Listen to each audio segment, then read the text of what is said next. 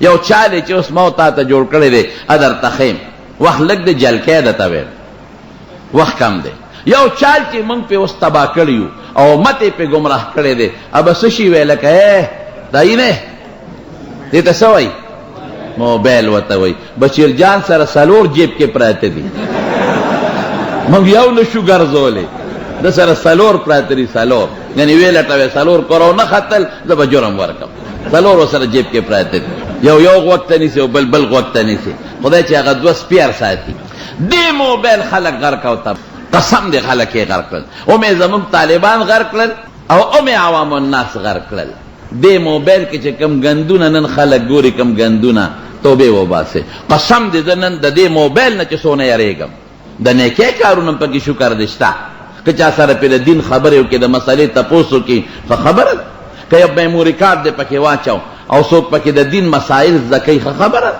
که څوک پکې د علماو تقریرونه اوري بده خبره نه ده که څوک پکې نعتونه اوري بده خبره نه ده تلاوت او قرات پکې اوري نو ښه خبره ده خو دا کم دي دا خلک دومره پوټې میموري کارډ او د 50 او 60 فلمونو نه ډک کړي 50 او 60 فلمونه او بربند فلمونه کشر کلم تباہ و برباد کر خدای ته وګوره د دې بچو تربیت وکړي موبایل ولا مور کوي دا موبایل د لاسم بچی تباہ کړل غرق شولال الکان دا ماشوم مخکې ورځ کې د پلار روانو یو ماشوم مې ولید زه پې پوه شوم چې هغه ته ښځه ګډېده په موبایل کې مې د بچې دلته راشه لاول خو ویرېد مې دلته راشه تپوس ته نه کوم چې راغې دومره غټ موبایل ورسره و لکه د بالغ عمره خیر ما خو لږه مبالغه وکړه دومره موبایل ورسره و مې بچې دا کوم ځای و وایي دا راله پلار اخیستی دی مې ته ډایرکټر صاحب یې که سیکرټري صاحب یې او که ته وزیر اعظم صاحب یې او که ته څه مفتي کې خلکو له مسلې جوابونه ورکې دا څه لګر دی وایي دا راله پلار اخیستی دی مې پلار دی ډېر بېوقوف دی پلار دی هوښیار نه دی قمقل دی چې ته په ګن باندې اخته کړي ماشومانو سره موبایل کټ کې به پروتي ماشوم او په اوړي کې به په سر صادر اچولي مور ورته وایي بچې سر و صادر لرکه ګرمي ده نه مورې سر مې خوږېږي تبه مې ده ته به یې نه ده په صادر کې دننه فلمونه ګوري د نن زمانې دا ماشومان دوی پی ایچ ډي کړې ده دا دومره هوښیاران دي که نه د دې موبایل د لاسه موږ له په موبایل چل نه راځي والله دوی په هر څه پوهي دا واړه واړه پوټینې پوټینې مهرباني وکړئ قرآن ته دا بچي کښېنوئ موبایل د لاسه موږ ته به ټیلیفون وشي اکثر به ټیلیفون وکړي څنګه بس هلکه 2 خبرې په موبایل کوه خیر الکلام ما قل ودله ټیلیفون به وشي مولوي صاحب څنګه ښه یم طبیعت دې څنګه دی ښه دی بیا څنګه بیا به ښه یم نور څنګه نور هم ښه طالبان څنګه دي ښه دي بیا څنګه دي هلکه بیا هم ښه دي هلکه دوس فضول خبرې نه دي وخت خپل هم ضایع کېده بل پیکج یې پکې چولي که پیکج یې چولي په 1 غنټه په یو 4 روپۍ باندې په 5 روپۍ یو غنټه او 2 غنټې خبر وخت ضایع شو لاړ برباد شو یو شوار اوس په 15 او 10 روپۍ وخت تباه شو د دې موبایل د لاسه دا وخت خدای دې له درکړی دی والله اخرجکم من بطون امهاتکم لا تعلمون شیئا الله وی د مور د ګېډه مې ویستلې هېڅ نه خبر نه وی جعل لکم السمع وجعل لکم السمع دا غوږونه مې دله درکړل دې دپاره چې ته پې په موبایل ګانې اورې دې دپاره چې ته پې سندرې اورې اول ابصار سترګې مې دله درکړې دې دپاره چې ته پې تصویرونو ته ګورې ته پې بربند فلمونه ګورې او زړه مې درکړه دې دپاره چې ته غلط خیالات او تصوراتو ته فکرونه کې نه دې له نه لعلکم تشکرون د دې نعمت قدر وکړې په دې سترګه قرآن ته وګوره په دې زړه کې د قرآن الفاظ کېده او د قرآن معنا پکې کېده او په دې غوږونو د الله قرآن ووره دین پې ووره د دنیا ضروري څیزونه پې ووره نو موږ صاحب دغه دی بالک ناست دي او قبر ته به یې ډډه والي او ته به وې چې د پیر صاحب نه وظیفه اخیستې او تسبیح اړی او میانس کې په موبایل به چا سره لینک برابر کړي داسې ده که نه ده جیلی به په کور کې دننه ناست دی په مسله د پاسه او سر به یې پټ کړي مور یې وایي مراقبه ده میانس کې بل چا سره لینک سیده کړي قسم په خدای قسم د تخرم په دې جماعت کې چې د موبایل د لاسه د دنیا د حیا کورنۍ لاړې تباه و برباد شي د خپل بچو تربیت وکړئ او که تربیت دی ولو نه کو قرآن ته دې کېنهودل تباه به شي بچي دې ګورئ غرق بچي چې تربیت ولو نه کې بیا نه پلار پېژنې او نه مور پېژنې پلار به نه پیژنې او مور به نه پیژنې. یو بادشاه تیر شوی دی د کسرا د فارس بادشاه پرویز نومو، د پلار نوم یې هرمزو، د نیکه نوم یې مشهور دا نوشیروان عادل بادشاه. زوی پیدا شو خو د زوی تربیت یې ونه کړ، نیازبین یې وساته لکه دا موږ چې څنګه بچي نیازبین. ګوره چې اوس نیازبین وساتې، بچې نیازبین وساتې، نو د هغه نه پلار بیا پیژنې. نیازبین یې لوی که میوې به یې وله راوړی، جامې به یې وله راوړی. هغه زمانه کې اسونه اوس به یې ورته ودرول، بچې بس هغه نیازبین لوی شو که نه. بیا پلار څه پیژنده و مور. هغه خبیث څه چلو که هغه په خپلې میره مور باندې مین شو، میرې مورې شیرین نومو، په هغې باندې مین. اوهو پلار یې په ده زه څه وکړم، دا خو ما خو د تربیت ونه کسو شو. او دا دومره خبیث و دا پرویز دا کسرا چې نبی کریم صلی الله علیه وسلم به د شپږمې هجرې نه پس د حدیبیې نه پس بادشاهانو ته خطونه لیږل. یو بادشاہ ته خط لیږه د ایمان درخواست، بل ته خط لیږه، بل ته خط لیږه. نو یو بادشاه و هرقل هغه ته خط ولیږه، هغه زړه کېده خو بادشاهي ته تله په هغې ویارېده. خو هغه هرقل بادشاه د پیغمبر علیه السلام د هغه خط دومره احترام وکړو چې د اتی د غاښ ډبې یې جوړ کړو. د اتی غاښ قیمتي وي او په هغه ډبي کې د نبي علیه السلام مبارک هغه خط بند کړو او پټکې به یې و، پخوا خلکو پټکي وال او تاج به یې په سر و. نو هغه د حضور پاک خط به په هغه پټکي کې او په هغه تاج کې ځان سره ګرځاو. ایمان یې راونهله لیکن د حضور پاک د خط احترام یې وکړو. او د کسرا پرویز ته چې کله خط ورسېده نبي علیه السلام ورته لیکلي چې په ما ایمان راوړه، نو خط یې وشلاو، ریچې ریچې یې کړ او غصه شو. حضور پاک ته چې اطلاع راورسېدله نو خیره یې ورته وکړه، اللهم مزقهم کل ممزق، خدای زما خط یې وشلو، دقه رنګې دي رسوا کړې او ته یې ذلیله کړې او ویشلی.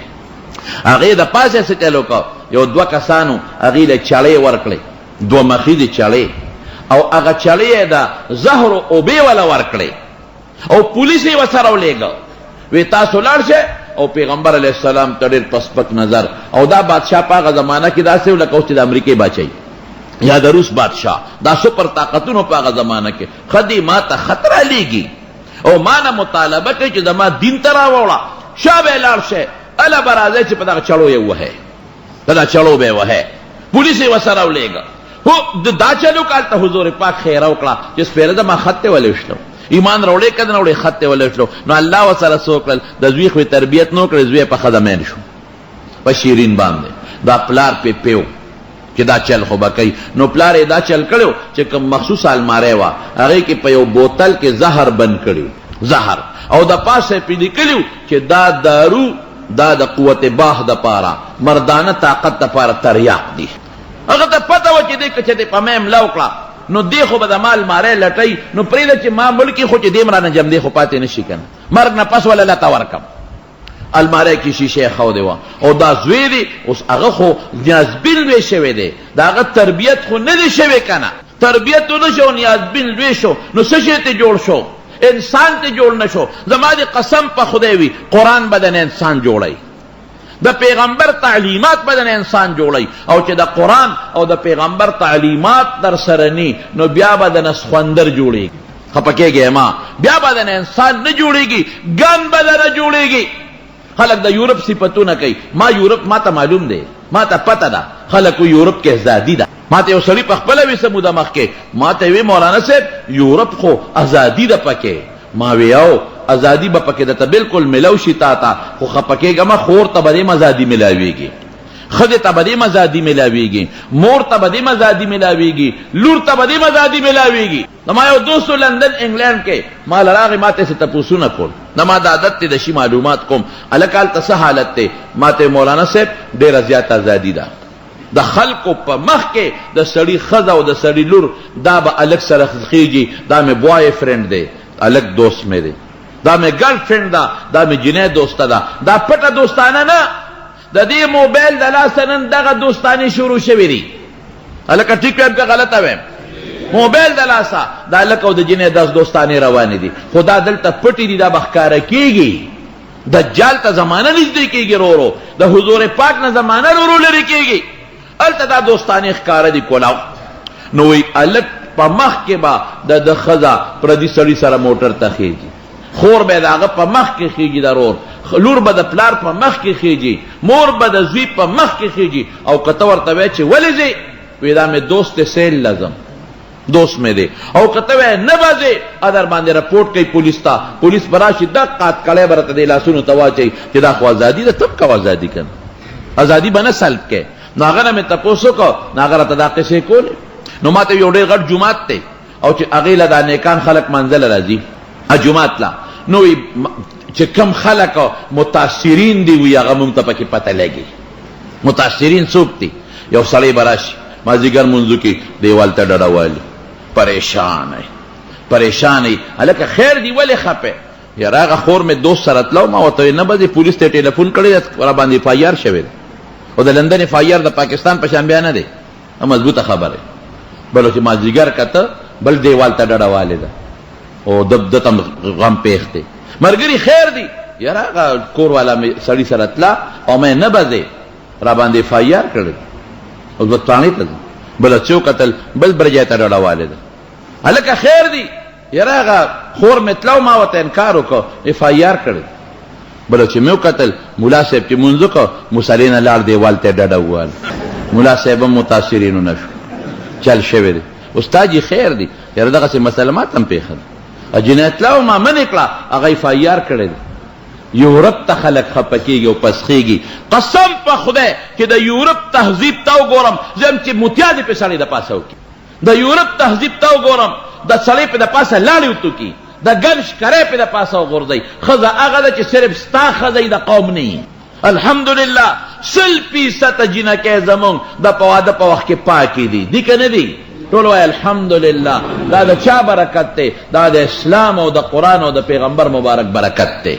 او نن په ټول یورپ کې دا د ما چیلنج دی، د واده په وخت کې انټچ پاکه جینۍ نشي پیدا.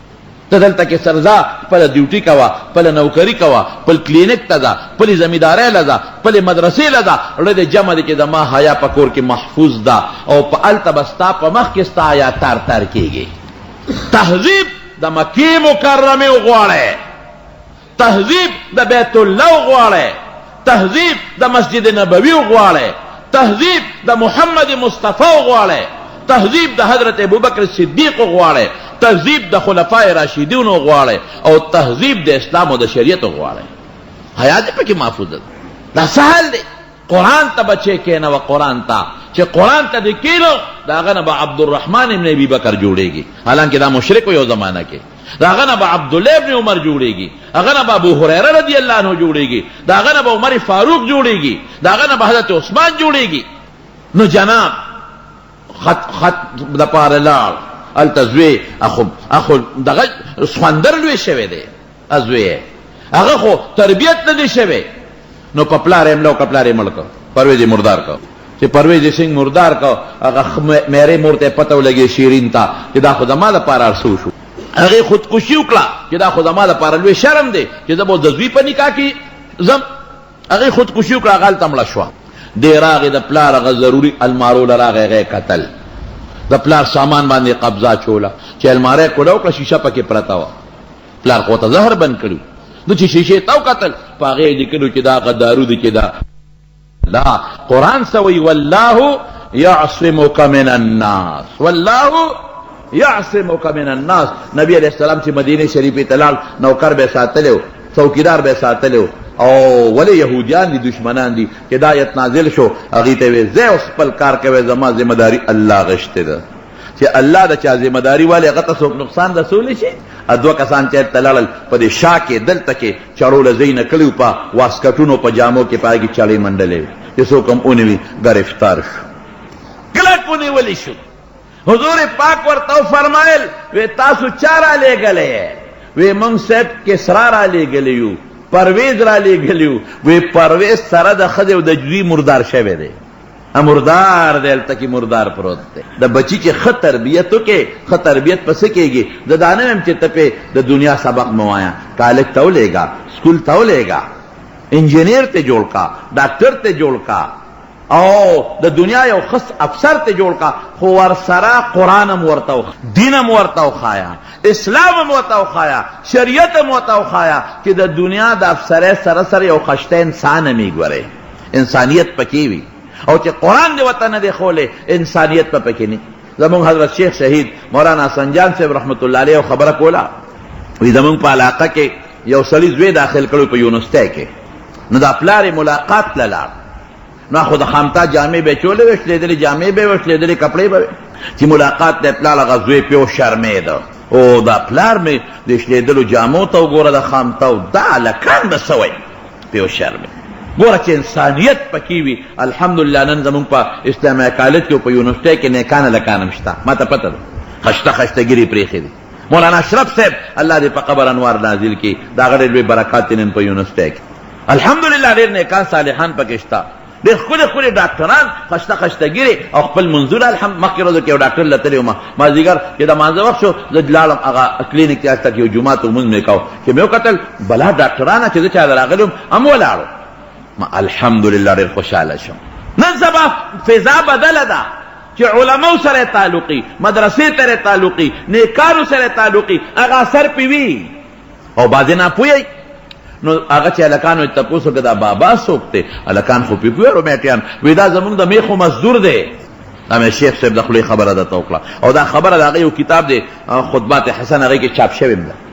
او هلکان خو پې پوه شو، دا هلک چې د چای پاڼې پسې لاړ، هغه هلکان یې پلار نه تپوس وکړو، وایي بابا وایي دا هلک دې څه دی؟ وایي دا مې زوی دی، یاد شوی مې دی. نو رالم وله چې لږ به وینم ښکل به یې کړم الله، او یو 2-3 روپۍ مې وله راوړي دي، لږې پیسې به وله ورکړم او لږ به ووینم. او ورته څه وایي؟ او ورته د میخو مزدور وایي. نو هغه هلکانو ته بابا ویه خو چې دا زمونږ د میخو مزدور دی. نو بابا شنه غریب پښتونو، بابا یې ورکړه چې داسې تبر دله راوبروم چې یاد وساتې. ورته یې ویل ټیک ویله د مور میخه ده او زه یې وله ساتم. نو میخه چې ساتې نو که د میخې مزدور ورته وی که سنډا ورته وی.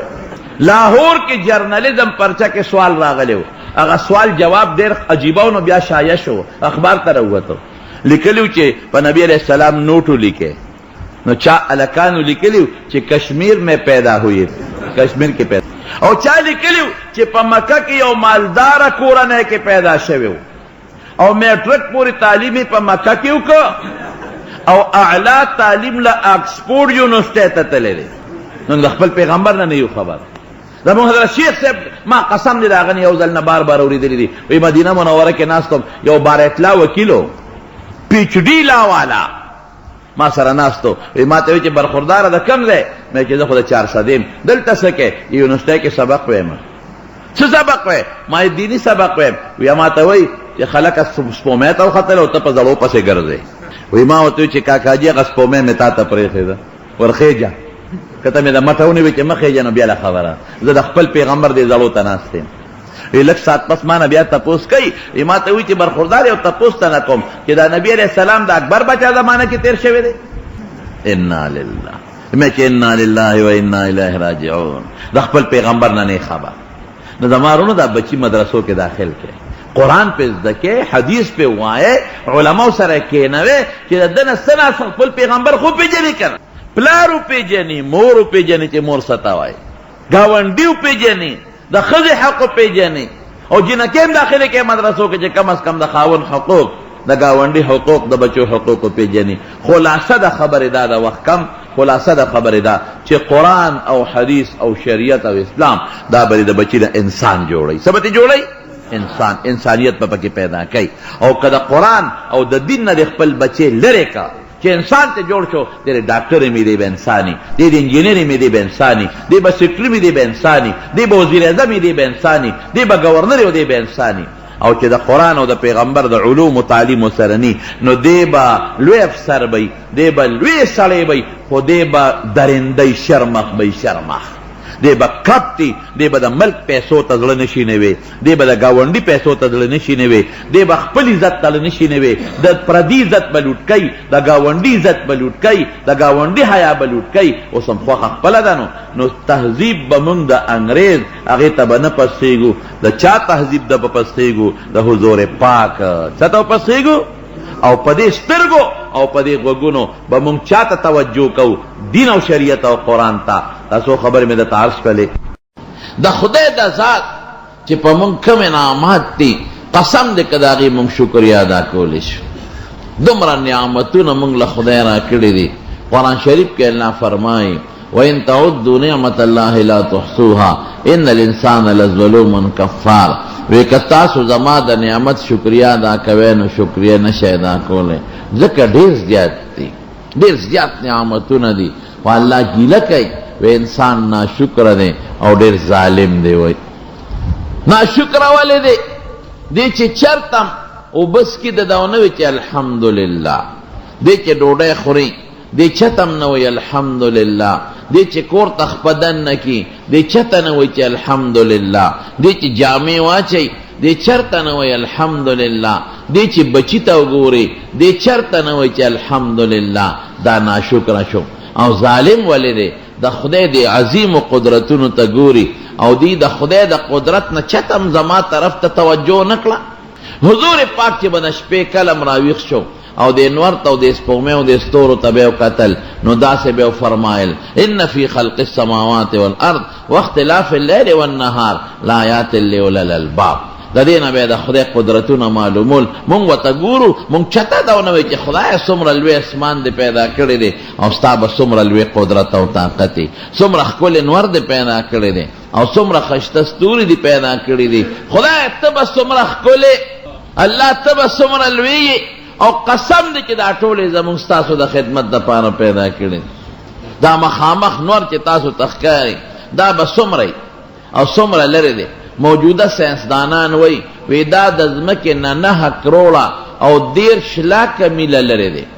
9 کروړه 13 لاکه میله دی خپل اندازه لګولې د نور ته څوک خطی نشي او نه پکې میلونه جوړ کړي دي، دی خپل اندازه لګولې ده. او دا به څونه مونږ ته د انور څونه ښکاري؟ مونږ ته یو د رکیبې عمره او د شکري عمره ښکاري. او ستا ساینسدانان د تحقیق والا ساینسدانان لیکي وی د انور د ځمکې نه 14 لاکه چنده غټ دی. دا څومره ځمکه چې د سره د اوبو او د غرونو دې سره چې 14 لاکه ځمکې یو ځای کې د انور ته غټ دی. دا د خدای قدرت دی که نه دی؟ دومره غټ نور نه په رسول تړلی شوی دی، نه په روډ روان دی او نه په پاټلی روان دی او نه پکې پټرولو ته ضرورت شته، نه پکې ډیزلو ته ضرورت شته او نه ګیس ته ضرورت شته او نه پکې لوډ شیډینګ راځي. رښتیا ووایه د خدای لوی قدرت دی که نه دی؟ مخامخ دا قطبي راکوټ ستوري چې تاسو ته ښکاري څونه بی د یو معمولي غوندې د پیالې عمره ستوري تاسو ته ښکاري، دا څومره دی؟ دا د انور نه 50,000 چنده غټ دی. 50,000 چنده د انور نه دا غټ دی. دا د خدای قدرت. او ما یو ساینسي کتاب کته د رڼا نه تیز رفتار شی زمارونو بل نشته. د اواز نه رڼا تیزه ده. مونږ چې اواز کوو اواز څونه تیز دی، جس چې کله غر ناري کی نو مونږ وایو چې بره وګوره لرې تلي، هغه اواز یې مونږ ته وروستو را رسېږي. او رڼا دومره تیزه ده چې نور دا 9 کروړه 13 میله لاکه چې دا کم نور لرې دی دی چې راښکاره شي د سیکنډ نظر هم د رڼا مونږ ته را رسېږي، دومره تیزه.